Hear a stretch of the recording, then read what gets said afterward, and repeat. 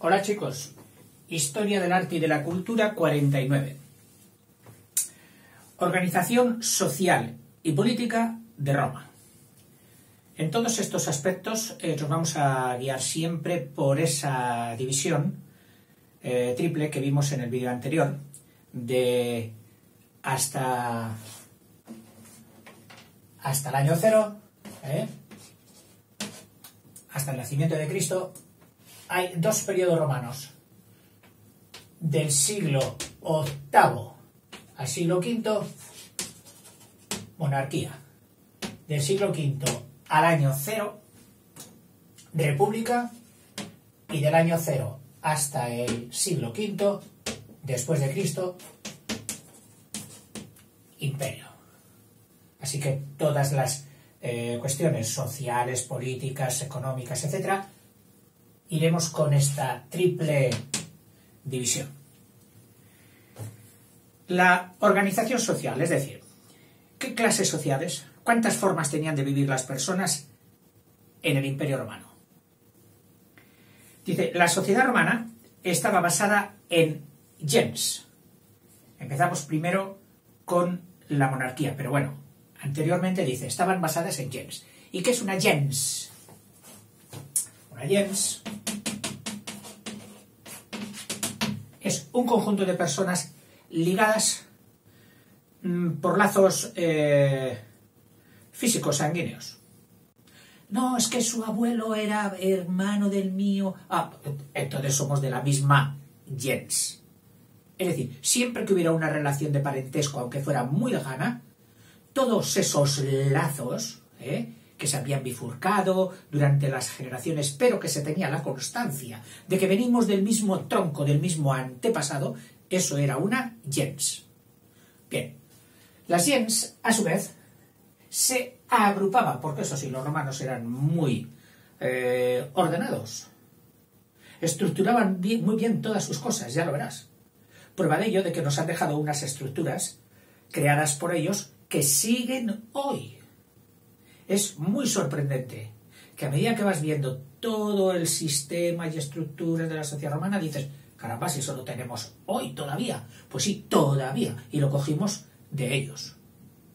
Ellos fueron los estructuradores de una manera de vivir.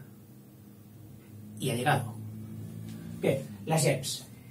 Estas de 10 en 10 gens se agrupaban de 10 en 10.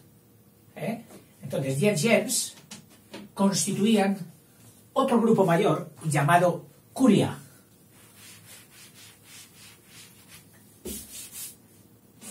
Una gens, otra gens, 10 gens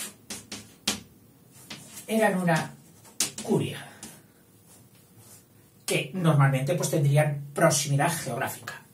Si aquella gens, es decir, los antepasados de aquel y esto y tal, nosotras 10 gens formamos la curia, como una comarca pequeña, de tal. Esa era la curia. Y a su vez, también 10 curias, curia, hacían una tribu. Bueno, pues al principio, lo que consta en la historia romana es que los primitivos, los primeros de los que se guarda recuerdo, estaban constituidos por 3 tribus. 3 tribus. Con sus correspondientes curias, que serían 3 por 10, 30. 30 curias y sus correspondientes gens, cada curia con 10, pues serían 300 gens. Voy a leértelo por si me he olvidado de algo. Y dice así, la sociedad romana estaba basada en la gens, o conjunto de familias que descendían de un mismo antepasado. Territorialmente, la gens se agrupaban en curias, y las curias en tribus. Al principio había 3 tribus, cada una de las cuales comprendía 10 curias, y cada curia, en total, el pueblo romano durante la monarquía, es decir, hemos empezado por el primer periodo, el periodo de la monarquía, la coronita de la monarquía, comprendía 3 tribus, 30 curias y 300 gens. El número de todas estas agrupaciones fue aumentando con el tiempo. Bien, esta era la estructura. Ahora, la categoría social en función del estatus de honor, de privilegio de unas sobre otras, es decir, lo que se llama una clase social. Hoy tenemos pues dividido así ya teóricamente clase alta, clase media, clase baja. Bueno, pues en aquel tiempo las clases romanas eran las siguientes. Y también seguiremos el orden, porque aquí sí que hubo evolución durante el Imperio Romano, muy curiosa evolución, que nos recuerda muchísimo a los fenómenos de nuestra sociedad de hoy en día. Dice, las clases sociales durante la monarquía eran los patricios. Fíjate que pater patri significa padre. Los primeros, los padres. Los patricios, también llamados ciudadanos romanos. El obtener la ciudadanía romana era obtener el máximo de cuota social, el que tenía todos los derechos y que le reportaban unos privilegios sobre todo el resto que no eran patricios o ciudadanos romanos. En algunos momentos incluso esta ciudadanía se podía comprar. Había quien la tenía por nacimiento y había quien la tenía por haberla adquirido, pagando las pertinentes cuotas al Estado, digo yo. Bien. Patricios o ciudadanos romanos. ¿Y qué tenían de especial? Pues que, empezando, estos eran dueños de las tierras. Las otras clases, no. Oiga, es que se lo he dado. No. Es que él no puede ser dueño de tierras. Para ser dueño de tierras hay que ser patricio o ciudadano romano. Y tenían derechos, ¿cuántos?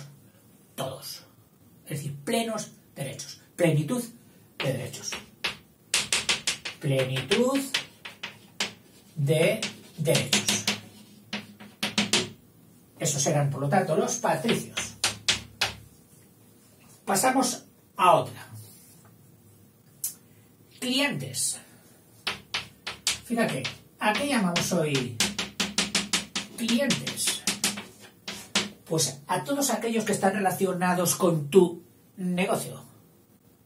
Es decir, que dependen de tu tienda, depende de tu surtido, de tu producción de enseres. Y tú lo vendes, lo repartes, los distribuyes entre los clientes. Bueno, pues el patricio ejercía una influencia también de clientelazgo sobre una serie de personas, los que le servían, los que trabajaban para él, los que se preocupaban de administrar sus tierras, labrar sus tierras, etc. Todos esos eran los clientes. Oye, ¿tú qué? Sí, yo soy cliente de la familia tal, del patricio tal. Soy cliente.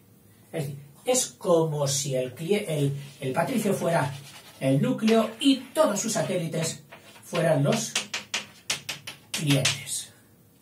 Estos clientes, lógicamente, gozaban de parte de aquel Estado. ¿Tenían plenitud de derechos? No. Bueno, para empezar, ¿tierras podían tener? No. No tierras. No podían ser propietarios de tierras. Eso solo era de los patricios. Y segundo, derechos. Algunos. Es decir, restringidos. Restringidos solamente a algunos derechos determinados. En función de la ley o en función de lo que el patricio hubiera querido otorgarle. Otra otra manera de vivir, que yo la pondría la última. ¿Por qué? Porque se trata de los esclavos. Y los esclavos nos lo dicen solo con una palabra y nos han dicho todo. Los esclavos eran cosas. Oiga, cosas. Un cesto. Oiga, un cesto se puede romper, pegarle una patada. Por desgracia, el esclavo tenía ese mismo tratamiento. Oye, ¿y podía matar? También. Sin dar explicaciones. Un esclavo era una cosa. Y estaban también los plebeyos. Hoy plebe significa pueblo general, indiscriminado, pero más bien de la clase inferior. ¿Qué significaba entonces plebe? Pues dice plebeyos, que son los vencidos en las guerras, es decir, procedencia, vencidos en las guerras. Piensa que con toda la expansión de Roma debían ser muy numerosos. Cantidad de miles y millones de personas deberían constituir la plebe. ¿Qué diferencia había entre esclavos y vencidos? Pues bueno, el esclavo normalmente se lo llevaban para las peores faenas, de suponer las más onerosas, las más peligrosas, cosa que los plebeyos vencidos eran como las hormiguitas que son necesarias que trabajen, que son necesarias que produzcan, porque sin ese trabajo y sin esa producción no hay una sociedad que pueda marchar, que pueda funcionar. Entonces, le vencían, pero le dejaban en su lugar de procedencia produciendo. Y ya sabe lo que le tocaba: contribuir con los impuestos a la sociedad romana y a la comodidad, pues, de los que estaban por encima de él. Y estos eran los plebeyos. Los plebeyos, desde abajo, pues fueron ejerciendo presión por subir para arriba, por adquirir cada vez más derechos. No solo ya de los clientes, sino a lo largo de la historia, incluso como los patricios. ¿Lo conseguirían? Vamos a verlo. Dice, plebeyos que son los vencidos en las guerras. Tienen libertad, sí, pero carecen de tierras y derechos. Es decir, ¿qué tienen? Libertad. La rica libertad. Lo mejor de todo. No tenían no tierras y no derechos, pero tienen libertad.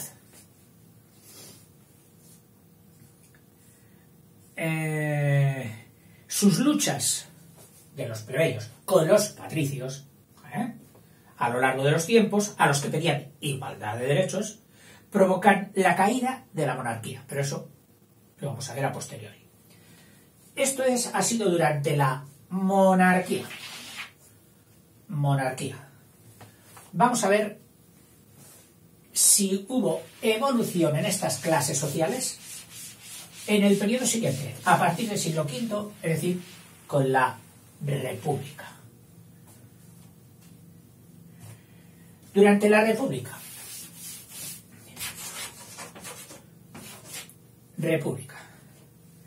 los plebeyos, en sus constantes luchas con los patricios, van consiguiendo poco a poco derechos civiles y políticos, hasta alcanzar la completa igualdad civil.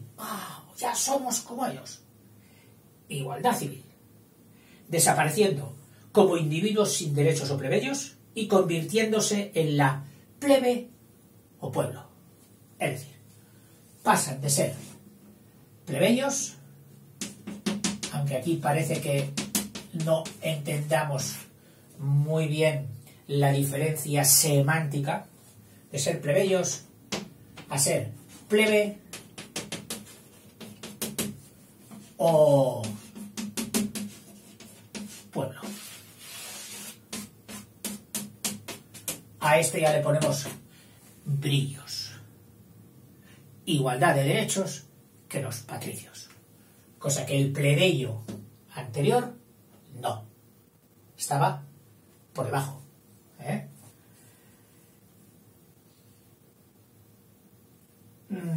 Con derechos pero sin bienes.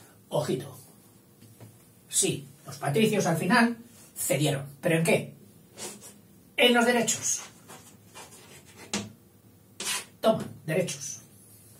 Una constitución igual para ti que para mí. Menos en bienes. Los bienes son míos. Yo tengo la propiedad. Tú no. O sea que yo automáticamente seré el rico, haciendo una dicotomía un poco simple. Yo seré el rico, el patricio, y tú, el pueblo, serás el pobre. Oh, pero yo soy igual que tú. Muy bien. Sí. En dignidad, sí. Pero yo tengo y tú no tienes. Y si tú no tienes y quieres, tendrás que ir siempre pidiéndome, y al pedirme te pondrás en niveles inferiores. Durante el proceso hasta alcanzar la desigualdad económica. Es decir, esta desigualdad económica de rico-pobre. Y los pucherazos que se daban en las elecciones para ocupar los puestos públicos, no había garantías de que el voto se ejercía limpiamente, y claro, ¿quiénes abusaban? Pues se supone que los ricos. ¿Para qué? Para llevarse los puestos. Bueno, pues este tipo, primero la desigualdad y luego vamos a decir cómo te lo dice aquí. Dice el falseamiento en las elecciones. O sea, la desigualdad, rico-pobre, y el falseamiento o la falsedad, el falsear las votaciones, esto más esto da un malestar que se traduce en alzamientos militares, etc. Pero bueno, eso lo veremos luego. Dice, hace que continúen las luchas entre ricos y pobres y entre los partidos políticos que los apoyan. Es decir, aquí había unos partidos políticos que representaban a los ricos. Estos partidos políticos de los ricos eran los optimates. Perdón, se me ha salido así una pronunciación medio inglesa. Optimates.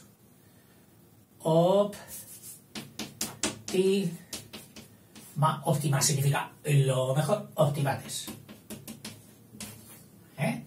Y estos partidos se nutrían ¿de quién?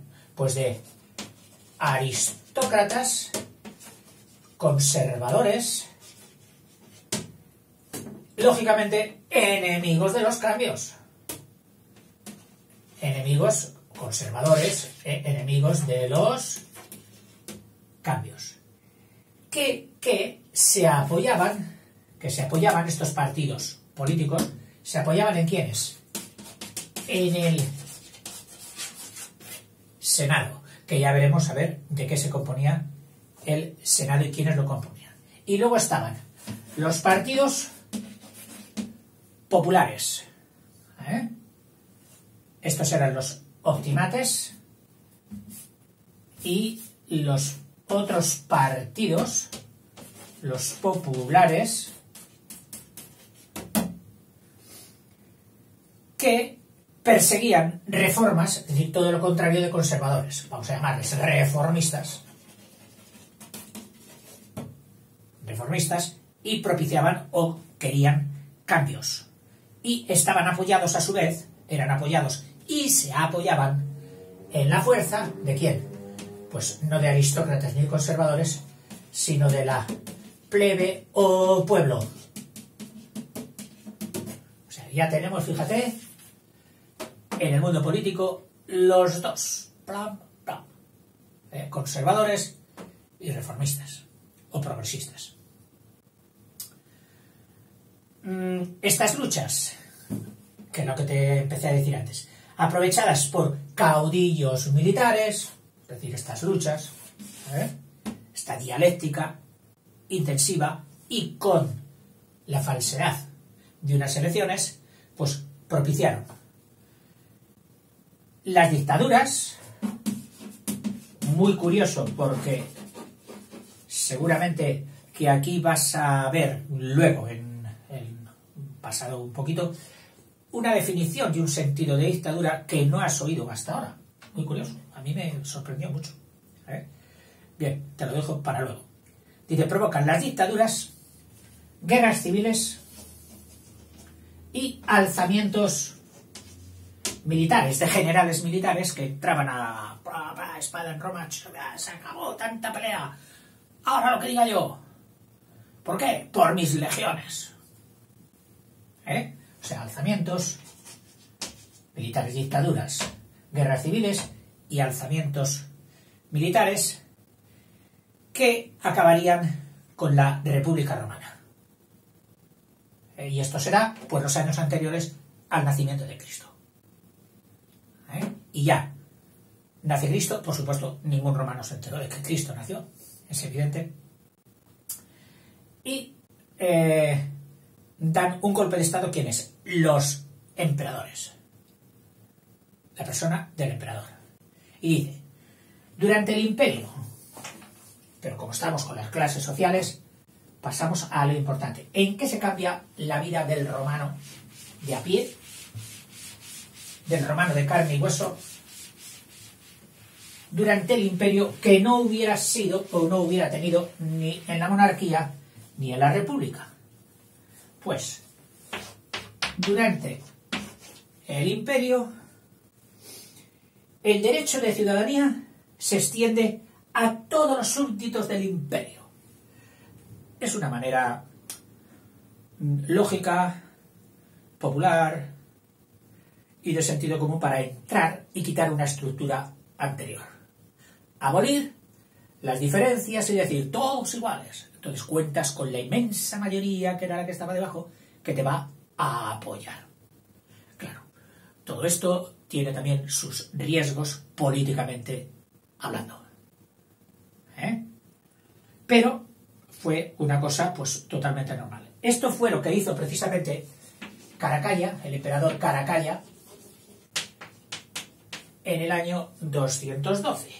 Es decir, extiende el derecho de ciudadanía a todos los ciudadanos del Imperio Romano.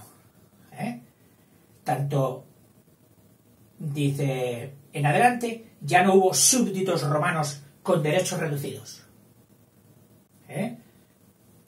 Latinos, los del Lacio, que eran los que tenían todos los derechos, y peregrinos, que eran el resto. Latinos, del Lacio, y peregrinos. Curioso. Sino un solo tipo de población o ciudad. Anda, población o ciudad. Oiga, pero que había muchas ciudades. Pero fíjate, esto es muy curioso también y muy peculiar del Imperio Romano.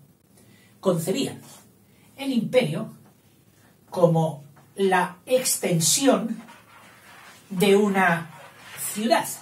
Son como las metrópolis de hoy, que se van extendiendo, van haciendo barrios, Nueva York, otras grandes metrópolis.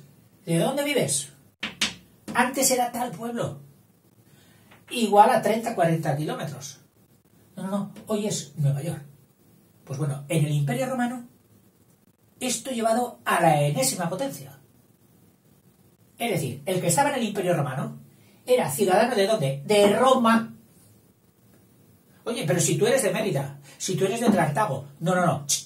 Yo soy ciudadano romano. Es decir, yo es como si hubiera nacido en Roma. fíjate que esto alienta una pertenencia a la esencia, a Roma, que al mismo tiempo que unifica a todos los más alejados del Imperio Romano, haciéndoles vecinos, haciéndoles domiciliados, por así decir, en Roma, hace de esto más fuerza, más unión. Todos somos romanos, somos de Roma, defendemos Roma, amamos Roma, queremos Roma. Roma es nuestra ciudad, nuestra madre. Muy curioso. Dice, sin un solo tipo de tal. Todo esto, este sentido, era lo que se llamó el municipio romano. Cosa que hoy un municipio pues es un conjunto de tierras, unos kilómetros cuadrados, con un pueblo y con sus tierras tal. El municipio de Mataporquera, de Villaviciosa o de Valladolid. Bueno, pues un municipio. No, entonces el municipio era todo el Imperio Romano, donde sus pobladores pertenecían todos a la misma ciudad, a Roma, solo a una, a Roma.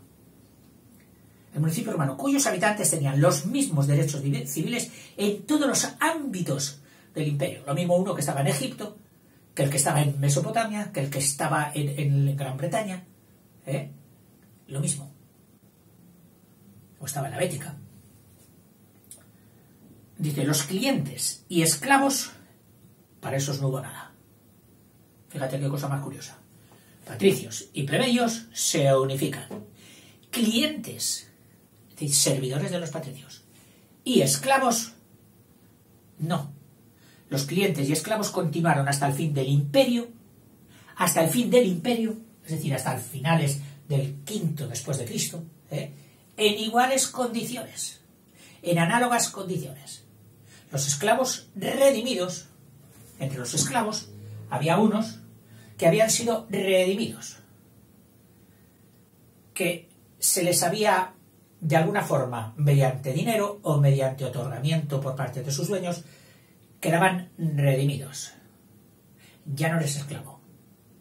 Te concedemos la libertad. ¿Pero qué hacían esos esclavos? Pues era difícil sustraerse a la sociedad de la que habían vivido hasta entonces, y solían seguir en ella. Y una de las prácticas que tradicionalmente se dedicaban los esclavos redimidos era a la educación de los jóvenes. Vamos, aquí me tenéis, esclavo redimido, procurando enseñar, no digo enseñando, procurando enseñar a los jóvenes. En fin, hasta aquí las clases sociales en un recorrido breve y rápido durante el Imperio Romano. En el vídeo siguiente miraremos la evolución política, la organización política. Venga, hasta luego.